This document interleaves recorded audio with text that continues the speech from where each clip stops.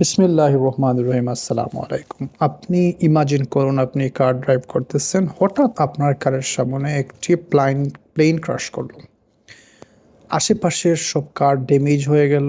একবার ভেবে দেখুন কতটা ভয়াবহ অবস্থা। সাথে সাথে আপনার গায়ে লোম খাড়া হয়ে যাবে। ঠিক এই রকম ঘটনা ঘটেছে আমেরিকায় গতকাল। রিসেন্টলি একটি ব্ল্যাক হক হেলিকপ্টার এবং একটি প্যাসেঞ্জার প্লেন ক্রাশ করে। এই অ্যাক্সিডেন্টে কিন্তু কেউ জীবিত ছিল না, সবাই মারা গেছে। একটা অ্যাক্সিডেন্টের রেশ কাটতে না কাটতেই পৃথিবী দেখলো আরও একটা প্লেন ক্রাশ আমেরিকার মাটিতে। মনে হচ্ছে কেউ বা কাহারা টার্গেটেড অপারেশন চালাচ্ছে আমেরিকার মধ্যে থেকে, কারণ এর আগে এইরকম অ্যাক্সিডেন্ট খুব বিরল।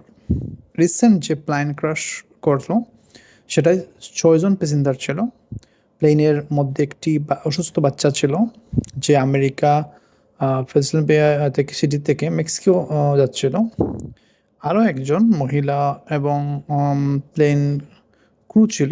টোটাল 6 জন ছিল। তারা চিকিৎসা শেষে মেক্সিকো ফিরে যাচ্ছিল।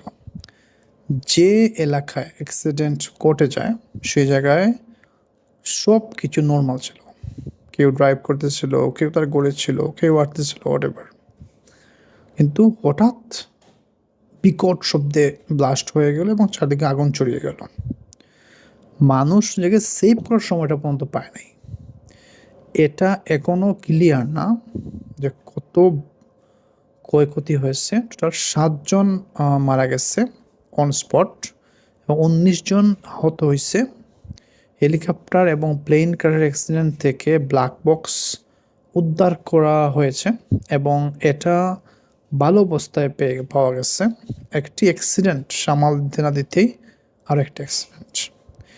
এটা এত ভয়াবহ ক্রাশ ছিল যে অনেক দূরে থেকে মানুষ তাদের গড়ে বসে অথবা যেখানে এসেছিল সেখান থেকে কিন্তু এই আওয়াজটা শুনতেছিল। ওকে, এই অ্যাক্সিডেন্টটা কারো কারের ড্যাশ ক্যামে রেকর্ড হয়েছে, কারো ঘরের ডোর বেলে রেকর্ড হয়েছে, কারো সিসি ক্যামেরায় রেকর্ড হয়েছে। এবং এটা থেকে লোকাল যে মানুষের মধ্যে কিন্তু উৎকণ্ঠা কাজ করতেছিল। তারা বয়ে ছিল যে কী হলো, হঠাৎ করে বোম ফুটলো কিনা, যা আমরা আন্দাজ করতে পারি। কারণ কারো মাথায় এটা কিন্তু আসতেছে না যে কী হচ্ছে এক্স্যাক্টলি। যারা এয়ারলাইনে চলাফেরা করে বা প্রাইভেট জেট নিয়ে যায় তারা কিন্তু রিচ থাকে সবাই, ঠিক আছে।